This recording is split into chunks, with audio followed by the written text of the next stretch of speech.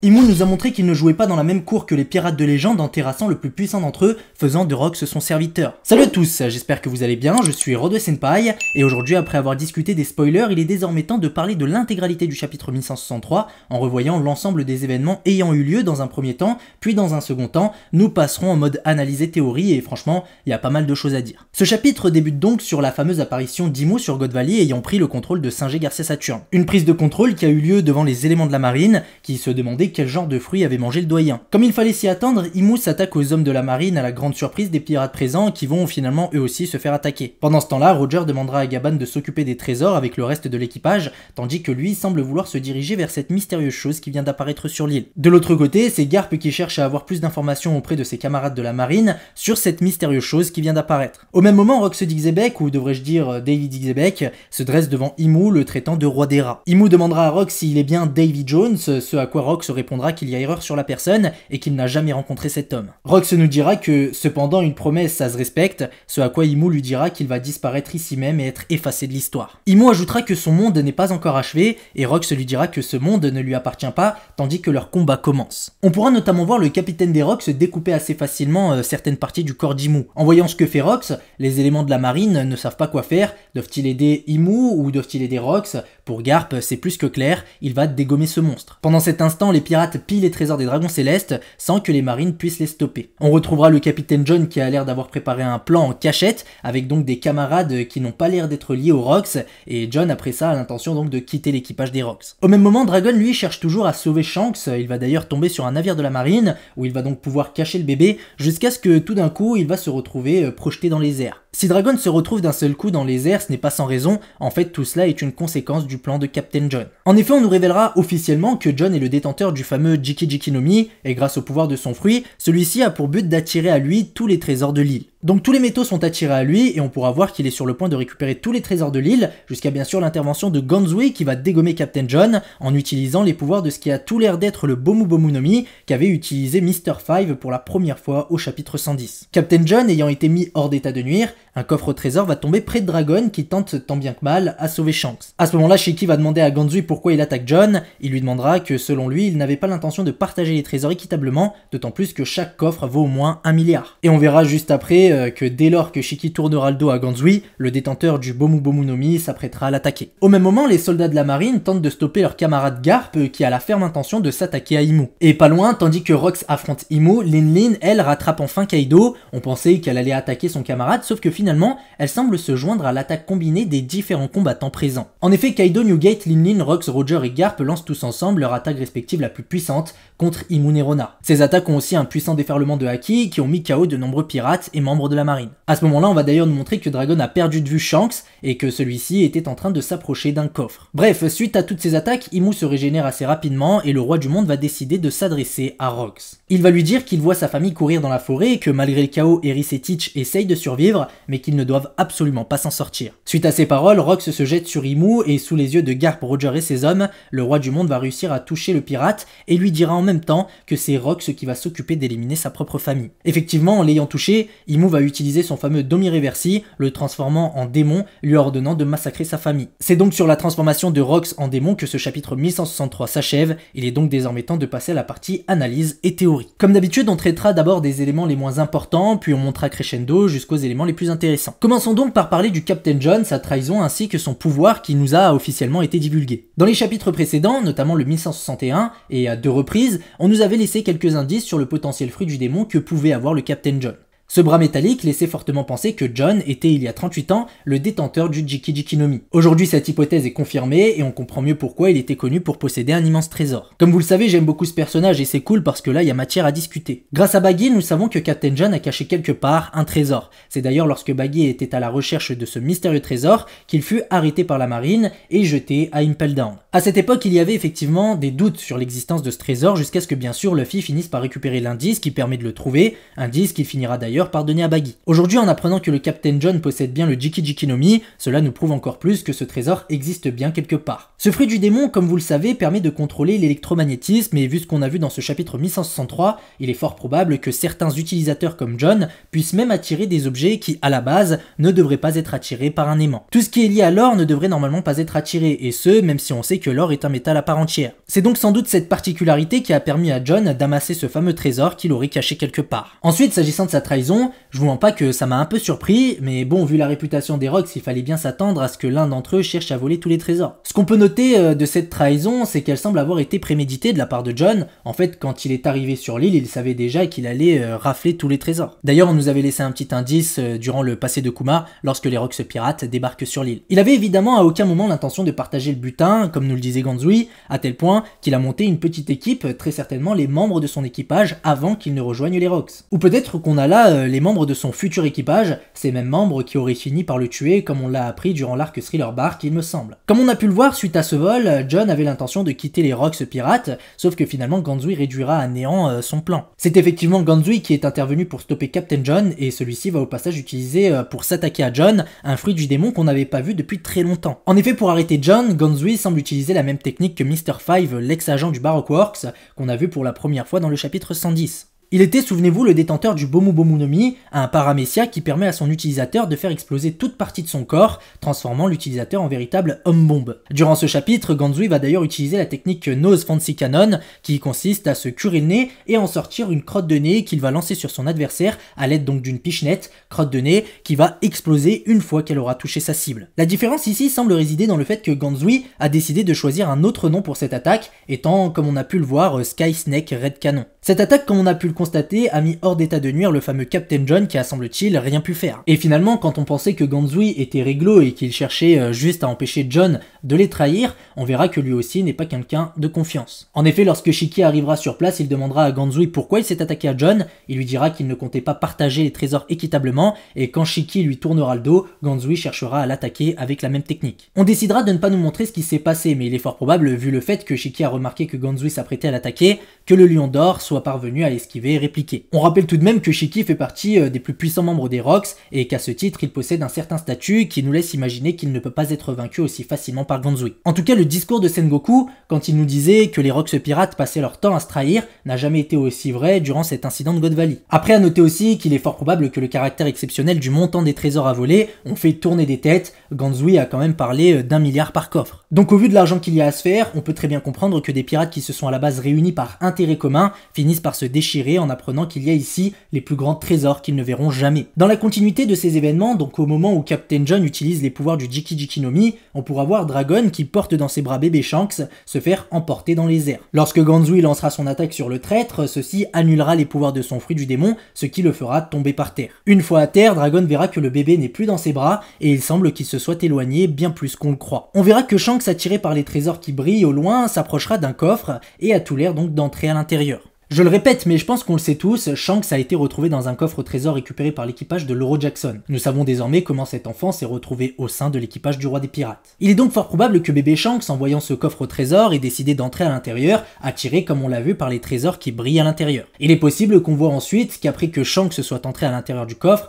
que le coffre se referme, l'enfermant à l'intérieur. En voyant un coffre par terre, les membres de l'équipage de l'Oro Jackson l'ont ramassé sans savoir que bébé Shanks était à l'intérieur, créant la surprise lorsque les pirates décideront, après leur fuite, de voir le contenu du coffre qu'ils avaient volé sur God Valley. Effectivement, c'est très loin de ce que j'avais imaginé malheureusement, j'étais persuadé que ça allait se passer autrement, mais pour être honnête, j'aime beaucoup ce qu'Oda a choisi de faire et au moins, il implique Captain John dans l'histoire de Shanks, même si c'est quand même bien plus compliqué que ça. On va maintenant parler un peu de Garp, et je suis content parce que ce chapitre permet de me réconcilier pour certaines choses, on va dire, avec le grand-père de Luffy. Bon, si on met de côté le fait que malgré ce qu'il a vu sur God Valley, le vice-amiral semble avoir pris la décision de rester au sein de la marine, il faut quand même souligner plusieurs choses positives. D'abord, et on le sait depuis le chapitre précédent, Garp ne savait pas que les Dragons Célestes organisaient des chasses à l'homme via les compétitions triannuelles de chasse à l'autochtone. D'où sa réaction lorsqu'il voit le nombre de cadavres de civils qui jonchent le sol au fur et à mesure qu'il s'aventure sur l'île. Et ensuite, on a pu voir que dès lors qu'il a vu que ce qui est normalement censé être Singe et Garcia Saturne s'attaquait sans distinction à tout ce qui bouge, et notamment des soldats de la marine, celui-ci a décidé de s'attaquer à lui. En effet, Monkey D. Garp, vice-amiral au sein de l'organisation militaire qui est la marine, bras armé du gouvernement mondial, s'attaque à la plus haute instance du monde dans la personne d'un des 5 doyens, sans savoir en plus que celui-ci est sous le contrôle du roi du monde en personne. Donc voilà, Garp, malgré le fait que ses camarades de la marine lui faisaient savoir qu'il s'agissait du doyen Saturne, celui-ci, en constatant que cette vermine, je reprends ses mots, s'attaque à ses compagnons d'armes, n'a qu'une envie, c'est de le corriger. Ce qui est marrant, c'est que Garp nous fait du Luffy tout craché, peu importe qui tu es, si tu t'attaques à ses camarades, il tente de te dégommer. Et déjà que si ça avait seulement été Saturne, ça aurait été normalement déjà terminé pour lui, mais là, on sait que c'est carrément Imu. Donc heureusement pour lui qu'il a pas trop énervé Imu, parce que je pense que j'ai pas besoin de vous expliquer ce qui aurait pu lui arriver. Si Imu a réussi à terrasser Rox aussi facilement, imaginez-vous ce qu'il aurait pu faire à Garp. Néanmoins, durant ce chapitre, on peut voir à quel point la créature qui est apparue a énervé Monkey D. Garp, à tel point que le vice-amiral, en voyant Rox s'attaquer à elle, va prendre la décision de lui donner un coup de main. Il va donc, sans vraiment le vouloir, se coordonner à Roger, Rox, Newgate, Kaido et Lin, qui eux aussi vont tous lancer leur plus grosse attaque face à cette chose qui finalement les menace tous. Il est clair que cette page va rester dans les annales de One Piece, on est sur une double page épique avec toutes les légendes de l'âge d'or de la piraterie qui s'unissent pour frapper le maître du monde. Le Kamusari de Roger, le Pandemonium de Rox, le Galaxy Impact de Garp, le Dragon de Kaido, le Ikoku de Lin et le Aqua de Newgate, leur attaque respective la plus puissante de leur répertoire. Malgré ça, Imu s'est régénéré et assez rapidement au passage, ce qui indique que ça ne lui a fait aucun effet. Grâce à ce chapitre, on se rend compte de la terrible puissance de Saint Imu Nerona, il a fait face aux hommes qui dominaient cette terre sans le moindre problème. Rox d'Ixebek, de par ce qu'il a accompli, était le plus fort d'entre eux, puis venaient Roger, Garp, Newgate, Kaido et Lin, et pourtant leur puissance combinée n'a pas suffi à ébranler le roi du monde. Aujourd'hui, nous savons que personne n'arrive à la cheville d'Imu, et pourtant on voit bien qu'il craint les Davy, tout comme il craignait Joy Boy. Mais du coup, en sachant ça, je peux pas m'empêcher d'essayer de m'imaginer la puissance de tous ceux qui semblent lui avoir posé problème dans le passé. On peut penser à Joy Boy, mais il y a aussi Nefertari J. Lily, Emmet, Zunesha, Poséidon, le clan Kozuki de l'époque, ou encore Davy D. Jones. En vrai, ça devait être de sacrés personnages, soit la puissance démesurée, soit l'intelligence ou au savoir incroyable. Quand on se dit qu'aujourd'hui, du moins il y a 38 ans, un homme comme Rox n'a rien pu faire, on se demande quel genre de personnage vivait durant le siècle oublié. Et surtout, j'ai du mal à croire qu'à l'heure actuelle, l'ère donc de la grande vague de la piraterie, quelqu'un puisse ne serait-ce qu'arriver à la cheville d'Imu, même Luffy n'en serait pas capable, l'écart de puissance a l'air d'être insurmontable. Mais bon, même après avoir dit tout ça, j'ai quand même un petit espoir et il réside dans le fait qu'Imu a domi-reversi Rox. Je me demande pourquoi Imu a cherché à le domi-reversi s'il était vraiment capable de l'éliminer. On a pu voir que Rox ne semblait pas du tout être effrayé par Imu, alors que juste son apparition, chargée en haki, devrait donner au capitaine des Rox pirates une idée de sa puissance. Le fait qu'il n'a pas été effrayé est donc un indicateur qui nous permet de penser que Rox se sentait capable de lui faire face. Surtout qu'Imu semble avoir mis tout un stratagème en place pour piéger Rox d'Ixebek. Avant toute chose, le nom de la technique d'Imu, Domi Reversi, n'a rien d'anodin et en dit beaucoup sur ce qu'elle permet de faire ainsi que ses limites. En effet, Domi Reversi est une phrase en latin, Domi signifiant à la maison et Reversi étant le participe passé pluriel de reverti qui veut dire revenir ou retourner. Donc Domi Reversi se traduit littéralement par retourner à la maison ou de retour à la maison. Cette signification est, je trouve, très en lien avec une particularité qui nous est de plus en plus montrée au fil des chapitres s'agissant de la technique du Domi Reversi. On remarque effectivement que tous ceux qui sont victimes de cette attaque se trouvent au sein de leur terre natale. Les premiers qu'on a vu subir cette attaque, c'était les géants d'Elbaf, notamment Dory et Brogy, leur terre natale étant le pays d'Elbaf. Ensuite, on n'est pas encore sûr à 100% pour le roi Harald, mais il a tout l'air d'avoir subi un Domi Reversi, et cela collerait parfaitement, étant donné que s'il s'est bien transformé, c'est au château royal d'Elbaf, donc au pays du même nom. On a aussi pu voir récemment les membres du clan Davy se faire transformer, avec la grand-mère et le père de Rox, qui sont donc très certainement nés sur God Valley. Cela sera confirmé quand on verra Imu transformer Rox en démon, sachant, grâce à sa dernière discussion avec Harald, que God Valley était sa terre natale. Et ceci expliquerait aussi pourquoi Teach et Eris étaient les seuls parmi le clan Davy à ne pas avoir été transformés en démons, alors qu'ils étaient pourtant détenus avec eux. Nous savons effectivement qu'Eris et Teach ne sont pas nés sur God Valley, Rox les avait seulement amenés sur l'île pour les mettre en sécurité auprès de sa famille. Donc voilà, le Domi Reversi a pour l'instant été utilisé seulement sur des individus qui avaient tous un point commun, celui d'être né à l'endroit où il se trouve, donc l'ennemi d'Imu doit semble-t-il obligatoirement se trouver sur sa terre natale pour qu'il puisse le transformer en démon, donc pour que le Domi Reversi puisse fonctionner. Sachant cela, on comprend de plus en plus pourquoi il était important pour Imu que Rox vienne sur God Valley, et donc aussi pourquoi il était important que la chasse à l'autochtone ait lieu sur cette île. Lorsque Singerling Fingerland a trouvé le clan Davy sur God Valley, il a aussi trouvé Teach et Eris, et quand Imu a appris ça, il avait donc trouvé le moyen d'en finir une bonne fois pour toutes avec celui qui l'a surpris il y a quelques années dans la chambre fleurie. Ce crime ne pouvait tout simplement pas rester impuni, mais surtout, Imu a tout de suite compris que cet homme qui lui a rendu visite avait un lien avec celui qu'il a connu il y a 800 ans, le célèbre Davy D. Jones. Comme le laissait entendre le chapitre 1160, Les Dragons Célestes étaient au courant du fait que le clan Davy existait quelque part, et si j'ai raison, ça veut dire qu'Imu savait aussi qu'il se cachait quelque part. Lorsque le roi du monde a rencontré Rox, il savait qu'à travers ses descendants, c'était en fait Davy D. Jones qui était venu respecter sa promesse qu'il lui avait faite il y a 800 ans. C'est donc pour ça qu'Imu a mis tout un plan en place pour piéger Rox et en finir avec ce fameux clan Davy dans son intégralité et une bonne fois pour toutes. Pour ce faire, Imu a décidé d'organiser la chasse à l'autochtone sur le pays non affilié de God Valley, là où le clan Davy a été retrouvé, faisant en sorte que le clan Davy ainsi qu'Eris et Teach fassent partie des prix de la chasse à l'autochtone. Pour attirer Rox, il fallait désormais qu'il sache que quelque chose était arrivé sur son île natale, et pour ça, le gouvernement mondial a fait exprès de laisser des informations fuitées que Big News a relayées, via donc Jewelry Genie, en laissant notamment savoir aussi que d'incroyables trésors s'y trouvaient pour faire en sorte qu'il y ait un intérêt pour les pirates qui l'accompagnent,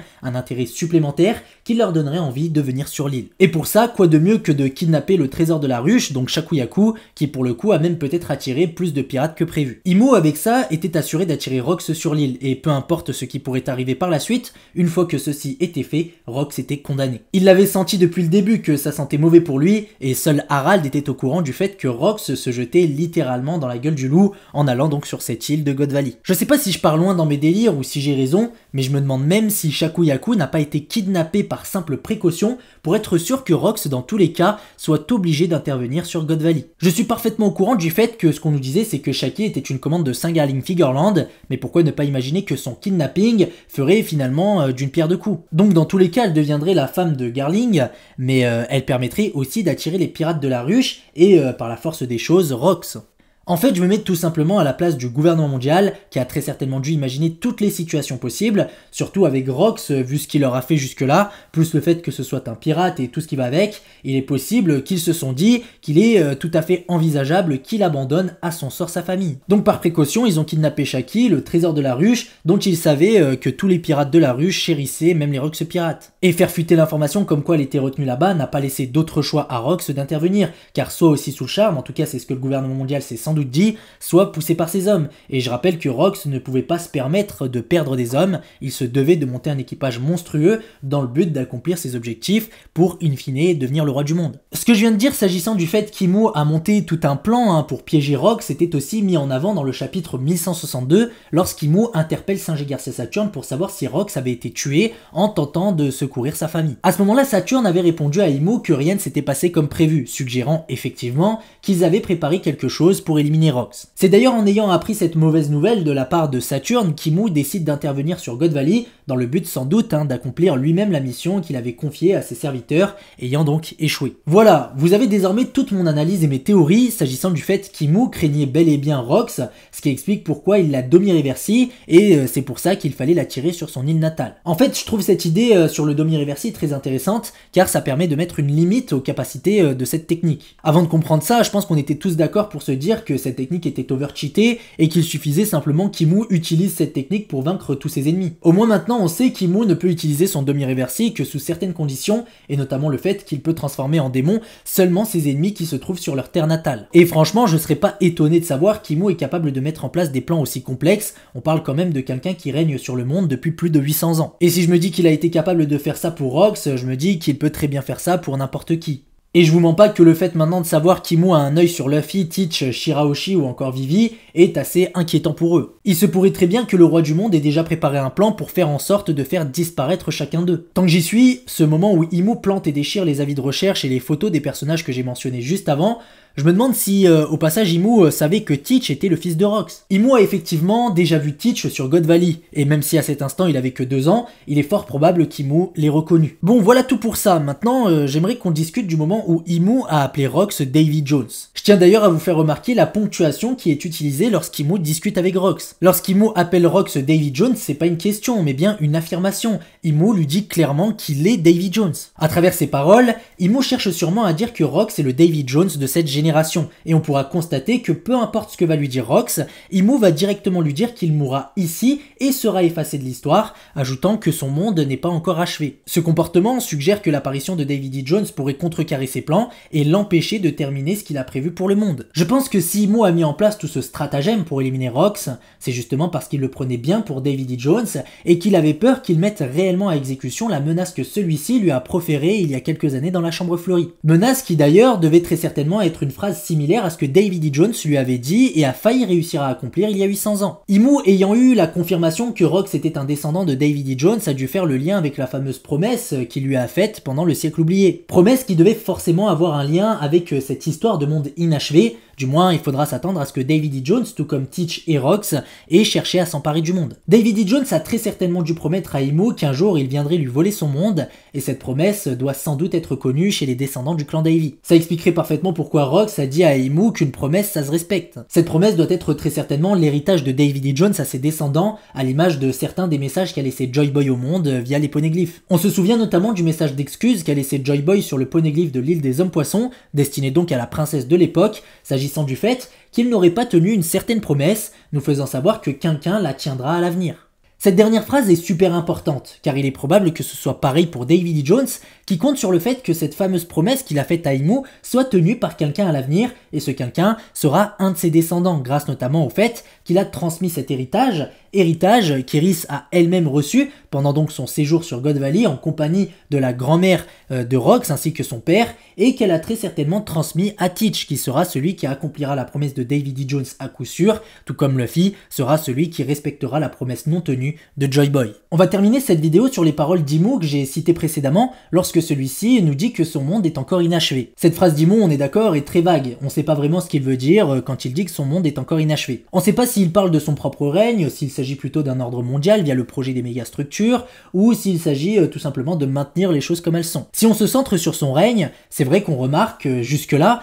Imu a toujours été embêté par des individus qui sont venus tout secouer en apportant avec eux les mauvais souvenirs du passé. Il y a eu Rox et Roger, il y a aujourd'hui Luffy, Teach et même l'armée révolutionnaire qui, je pense, est la menace actuelle qui lui pose le plus de problèmes. S'il s'agit vraiment de ça, alors c'est vrai qu'Imu n'a jamais totalement régné sur le monde, à chaque fois, et sans compter les Joy Boy ou Davy Jones, il y avait quelqu'un pour lui mettre des bâtons dans les roues, faisant en sorte de devenir une menace qui pouvait révéler au monde les secrets que le gouvernement mondial a toujours cherché à cacher. Et on a parlé de Rox, Roger, Luffy et Teach, mais il est probable qu'avant eux, il y a eu des gens qui ont cherché à porter la volonté de Joy Boy ou celle de Davy Jones. En fait, ce qui se passe nous permet de nous rendre compte à quel point des gens comme Luffy ou Roger ne sont que de passage dans la vie d'Imu qui vit au moins depuis 800 ans. Ensuite, si Imu, quand il dit que son monde est encore inachevé, peut-être qu'effectivement, il fait bien allusion aux mégastructures. Je rappelle que dans le monde de One Piece, il y a 4 mégastructures monumentales construites avec le travail d'esclaves au cours de ces 700 dernières années, qui sont donc encore en cours de construction.